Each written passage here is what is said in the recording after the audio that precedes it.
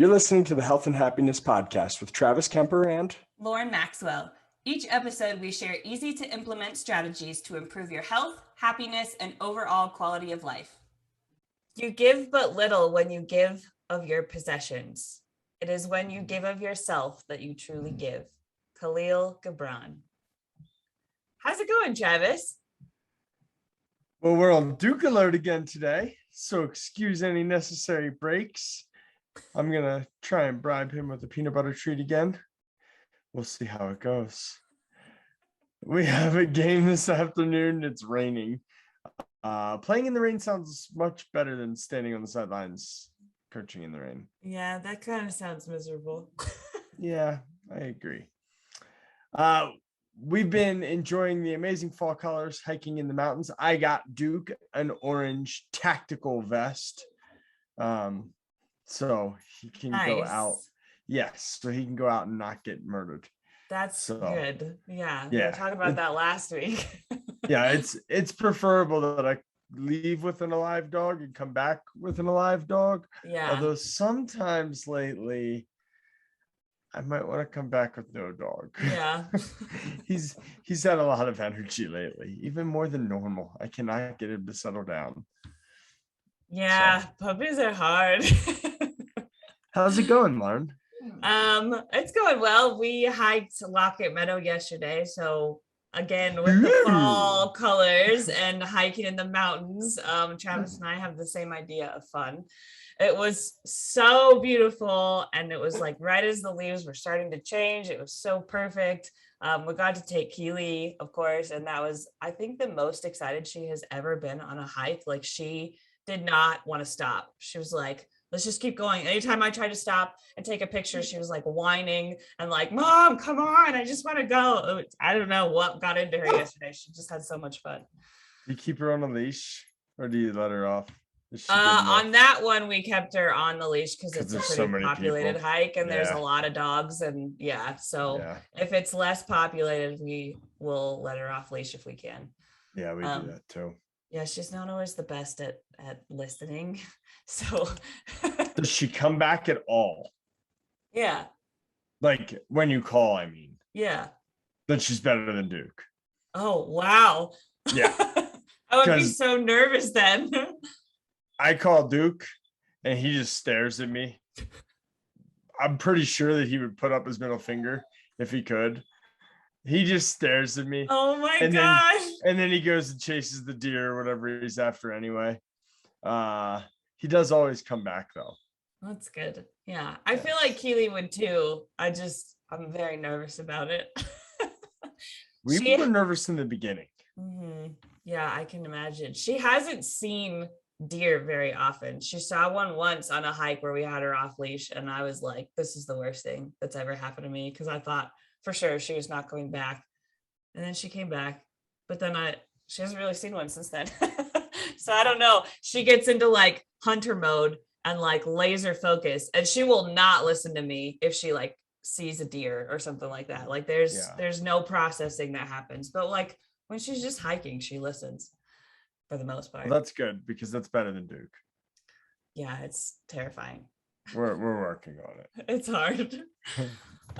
We also saw a play at our local community theater called I Hate Hamlet, which was funny. I'm always the Shakespeare person. Like, I want to see Shakespeare everything. But this one was like an anti-Shakespeare play. It sounds like it. It definitely was not like Shakespeare in any sense. Like, it didn't have any of the like lines or anything, but it was like kind of a modern day spin on this guy got cast as Hamlet in his local community theater, and he hated Hamlet, and so it was just him being like, I don't want to play Hamlet, I hate Hamlet. Anyway, it was funny. Well, our sponsor Duke is in the background and he really has something to say, so I think I'm going to take a short commercial break and we're back. And Lauryn, to help write the outline of this, I know that your next question is, what are we going to talk about today? And today we're going to talk about giving the gift of yourself. Awesome. I love that topic. So this is inspired, like most things, by patient interactions. I'm sure that's why I wrote this down a long time ago. And then you saw it today and wanted to talk about it. And I think you had a patient interaction as well. But for mine, I have a patient who is, this is a long time ago, probably about a year, who is doing pretty well. He is a veteran, and veterans insurance is a little different. In home care, you can see veterans that are a little higher level. So we were doing some fun things, and he was doing okay. He wasn't like most of my patients where they're falling and just need to get help so they stop falling in their house. He was doing okay. So we were doing like small box jumps and stuff. Oh, wow. Yeah. Like I said, this is not my normal type patient. Anyway, so in a conversation with him, we got to talking, and there's a new veterans group in this area because they had 2 suicides in a year for veterans. Yeah. So somebody started it up because he was sick of that. And if you know anything about suicides in vets, it's pretty common, much more common than it is for the rest of society. So he was saying that he really wants to help these guys. He doesn't know what to do because he doesn't have any money. And I said, hey, man, I enjoy spending time with you. A lot of these guys are going to enjoy spending time with you. Loneliness and suicide are strongly correlated. So giving the gift of yourself and being a friend can be much more valuable than anything you could do with money anyway. So that's why we need to talk about this topic, because he had never even thought about that. He was like, that's a good idea. And he started volunteering down there at the local I guess it's a VA place. It's not really a VA place because it's a privately owned organization, but same idea is to help the veterans. And he started volunteering down there 2 days a week and is helping them now by just being a friend. That's amazing. Yeah. I mean, that's so, giving the gift of yourself is so powerful. And I feel like, I don't know, we'll get into it more, but I feel like there is just this like part of our culture that is obsessed with money and how you use money to, give, like giving is related to money, and that's not true. I mean, you can help with money, sure, but you can help if you have no money. You can help just by being a friend. You can help just by being you. You can, and not just even like volunteering. Like there's so much more to be said about like even in your relationships and your friendships. Again, we'll get to that later. But giving the gift of yourself rather than giving like material objects. Yeah, I rarely give money. Yeah. I coach football. Every now and then I do, like at a gas station. If I see somebody outside, I'll buy them a meal. But I rarely give money because I feel it's much more valuable to give my time. Just in my experiences when I used to do hippotherapy, which is, for people that don't know, hippotherapy. It's not hippos. It's not. It has nothing to do with hippos or marbles.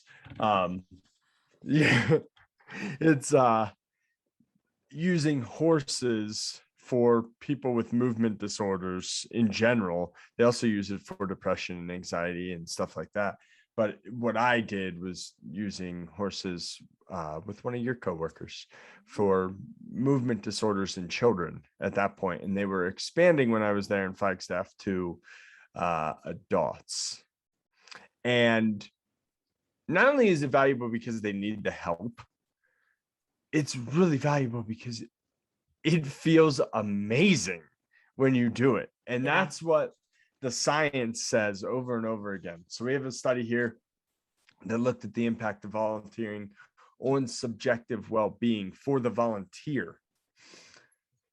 So they found that the impact of regular volunteering on subjective well-being is positive and increasing over time if regular volunteering is sustained. So you start volunteering, you give the gift of yourself, and you get a gift from the volunteering experience, and you're a happier person and your overall well-being is better. And with overall happiness and well-being, you're going to be a healthier person. Yeah. So- And that's what a lot of these studies are saying is you already said it, Travis. It's not just about the people that you're helping. It's actually helping you to like a pretty big extent. So another article that we have here talks about how volunteers aren't just helping the communities they serve. People who volunteer actually experience a boost in their mental health as well. In a study published this year in the Journal of Happiness Studies, researchers examined from nearly 70,000 research participants in the United Kingdom who received surveys about their volunteering habits and their mental health, including their distress and functioning in everyday life, every 2 years from 1996 to 2014. Compared to people who didn't volunteer, people who had volunteered in the past year were more satisfied with their lives and rated their overall health as better. Additionally, the researchers found that people who volunteered more frequently experienced greater benefits. That was something Travis was saying too, like the sustaining of the volunteering. So those who volunteered at least once a month reported better mental health than participants who volunteered infrequently or not at all. So the more you do it, the more benefits you're getting. And then this research article asked the question, but does volunteering make people happy? Or are happy people simply more likely to volunteer? It's a great question. It's a great question. And the researchers found that the same results, even when they accounted for participants' initial level of well-being before they started volunteering. So in other words, people who started to volunteer became happier over time. Other benefits, Whether they were happy or not. Right. Yeah. So like your base level of happy, you were still going to improve when you volunteered. Which is pretty awesome. And volunteering overall, it just puts you in a great situation. You're working with people, you're working in the community, you're working with maybe some new skills. So you're building connection and professional skills potentially, and even trying out leadership roles. So there's a lot of benefits that can be had from just volunteering in the community that is over and above just benefiting the community or the place that you're volunteering for as well. Right. You give and it gives back in multiple ways. Mm-hmm. Another one, this was an article written on Forbes on a paper published by Harvard Health. They were talking about the leadership skills. So they talked about 3 leadership skills related to volunteering: flexibility, problem solving, and ability to take initiative. They noted that volunteers benefited from something they called the happiness effect. Again, literally every study shows this. That's probably not true. There's got to be one negative study. It turns out that weekly volunteering leads to happiness levels comparable to a life-changing salary boost. Now, I did not see where they defined a life-changing salary boost, but I know that for me, a life-changing salary boost would be pretty significant. I would think like it'd have to be 20-30%. It'd be big. Yeah. I just took a salary decrease. Oh, I'm sorry. It's okay. I'll have a happiness boost. True. Volunteering also helps the community. Like Lauryn said, when people work together, they build social connections based on shared values, all of which favor a stronger, more connected community. And the actual work done by volunteers is often directly related to the health of people, animals, and organizations in the community. So this improves the positive environment for all. What is this? We call this what? A win-win scenario, right? Yeah. And what's the... Oh no, Lauryn, you have another Positive favorite feedback one. loop. Thank you. It's a positive feedback loop. You volunteer, it makes you happy, so you volunteer more, and it just keeps building. Lauryn, giving the gift of yourself doesn't have to be just related to volunteering, though. Correct.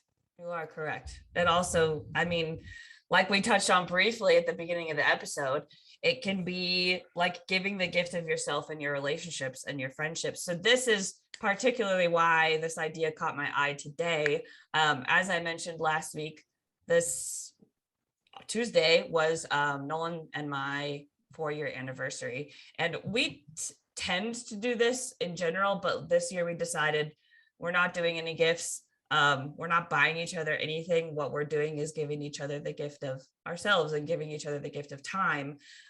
So we took yesterday off of work, which is why we got to hike Locket Meadow and spent some extra time together. Or I guess he didn't take it off work. I took it off work because he's off Fridays. But yeah, I mean, that's kind of like my favorite. It's always been my favorite way to celebrate any big occasion, birthdays, anniversaries, whatever. And especially right now, because of our schedules for work, I don't see Nolan for 4 days a week usually, because he works at night and I work in the morning, and we leave when the other person's working. So time is really, really valuable to us right now, and being together is really valuable to us right now. And I always find that when we really invest time like that, our relationship just thrives. I mean, especially when you're taking time to like put away the freaking phone. You know what I mean? And spend like quality time. And it doesn't have to be money. Like Locket Meadow was free. That hike was free. We spent like 4 hours just in nature, enjoying the world and enjoying each other and enjoying Keely. And that is truly, truly, truly my favorite way to like build relationships and build friendships. Yeah, my birthday was on your anniversary, or your anniversary is on my birthday. Correct. One or the other. And my wife took me to an apple festival last week. Yeah, it was fun. That's cool. I bought a bunch of books. Aw. That was, and an apple pie, of course. But I bought a bunch of books. Apple pie is your favorite. You have to have an apple pie. Lauren. What? It was $5 for a grocery bag full of as many books as you could fit in the grocery bag. Are you joking? No. That's amazing. I don't remember who that one was for. I'm sure it was for the local church or something. They did a book drive, and yeah, they just sell them for $5. So I got a bunch of like brand new hardback books, because apparently people buy $20 hardback books and then read them the one time that you generally read a book, and then they sit there until they go to, this book drive. You're talking about and then I me. bought them. You're talking about me. I'm Really? those people. Not hardback. I always buy paperback, but yeah, I mean, I spend $10 on a book, read it, and then it sits there. Here's a tip for everybody listening from a frugal man. If you put them on your Amazon wish list and you just check your wish list once or twice a week, you'll get them for like $2. So Nice. that's how I do it. Nice. Anyway. That's a good idea. Anyway, so Julia and I have started date night every Tuesday, where phone goes away, Aw. computer goes away, and the evening is date night. And the idea is Julia picks one activity for week 1, and I pick the activity for week 2, et cetera, et cetera. So yeah, we just started that again. We had done it before, but yeah, and in the evenings we like to try and put away the phones and the computers and do stuff other than electronics, so we're actually there. Yeah, and actually like getting to talk to each other rather than, like sitting in front of a TV or something like that. Even like playing games is one of my favorite ways to like sit down and connect with people. Nolan and I think I've talked about this on the podcast before. We've started playing like escape room games. They're like kind of board games, but there's not really a board. But like you have to sit down and like solve these problems together. And I love them. One, because it has nothing to do with electronics and you get to talk to each other. But 2, you like really get to work on your communication skills, and you get to work on your problem solving, and you get to work on like identifying strengths. Like, you're really good at this, so why don't you take this riddle or something? And I'm really good at this, so why don't I take this riddle? And then you work together. Obviously, it's not quite as hard as like your regular escape room. But you still have to do that like collaboration thing, which like I think is really valuable in a relationship. And so I think they're super fun to do. Yeah. And, you know, depression, loneliness, anxiety, all these are big problems that all get decreased with friendship, with good, meaningful relationships. So whether it's your spouse or a friend or a grandparent,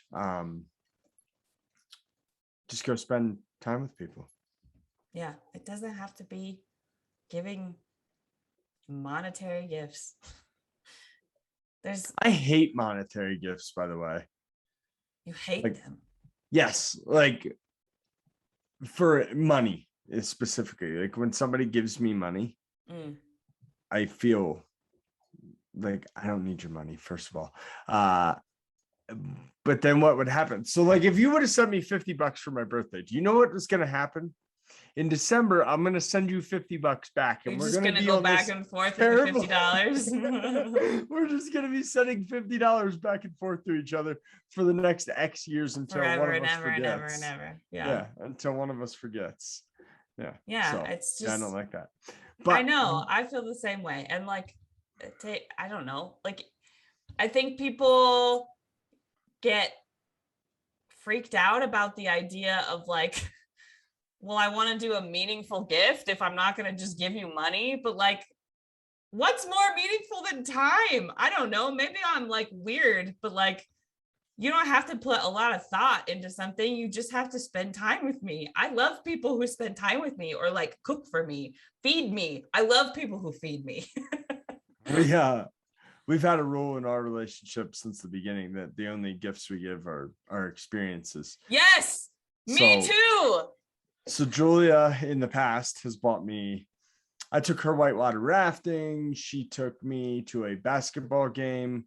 Where are we going? Oh, and we're going to see Fluffy. She just bought me tickets to go see Fluffy That's awesome. In late November. His name's Gabriel Iglesias. He's my favorite comedian. He's amazing. So I'm excited. Yeah, we've done a lot of like comedy shows too as part of like our experiences. We went to see Kevin Hart once, and then we went to see the Try Guys, which again I mentioned I think last episode. They're just a YouTube group. They're so freaking funny. Also, side note, YouTube people are like my absolute favorite to go see. Number one, because they're freaking cheap. Number two, because it's a small venue and it's a lot more intimate. And number three, because of both of those things, you end up really close to these people. I got a high five from one of the Try Guys.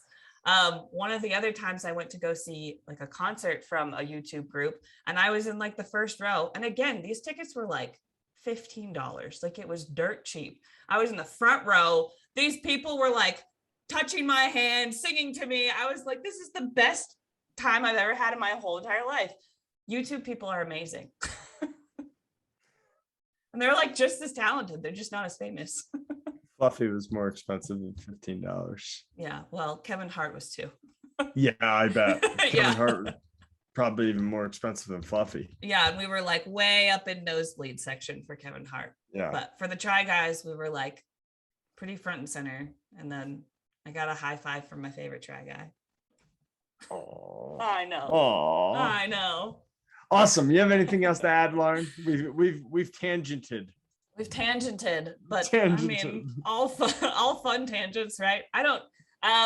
I guess my main point here is there's just a big emphasis in our culture that giving needs to be money. The value of a gift is how much money we spend on it, which I think is kind of BS.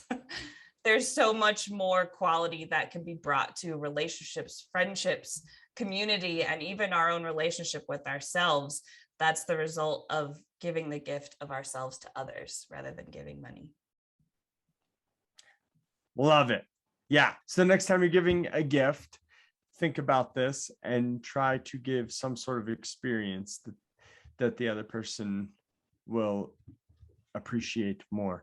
And it also shows to me, especially if you're like a gift card giver, no offense to you gift card givers or cash givers, like giving something like Gabriel Iglesias tickets for me or the Try Guys for Lauryn is way more thoughtful. Like you actually put thought into it and then energy into it instead of giving me a gift card to Red Robin. Yeah, like, Or, oh, this Yum. person actually really Sorry. enjoy Yum. This person actually really enjoys this comedian. Like, why don't I go like allow them to go see that person? Yeah. Oh my God, tears. So try that, see how it works. And the other thing for me is like, even when I was in college, you couldn't buy me anything that I cared about. I buy everything that I care about. And I just don't care about much as part of it. But that's how I've always done it. One of the ways that I thanked you for being my study buddy was cooking you your favorite dinner. You also tried to make a giant Twix bar. Oh yeah, I forgot about that. That did not come out as great as I really wanted it to. It was still tasty. It did not taste like a Twix though. It did not taste like it. Twix is Travis's favorite candy. That hence why I've tried to make a giant Twix bar. Yeah, I remember that one. Anyway, good episode. This was fun. Thanks everybody. We'll see you next time. Bye. Bye. Thank you for taking the time out of your busy day to listen to this episode of the Health and Happiness Podcast. We hope you enjoyed the episode and are getting benefits from our content. If your life is improving in part due to the information in this podcast, we would greatly appreciate you sharing the episode with your family and friends on social media and leaving us a review so we can continue to reach more people and improve the health and happiness of the community at large. Thanks again, and we will see you next week for another episode of the Health and Happiness Podcast.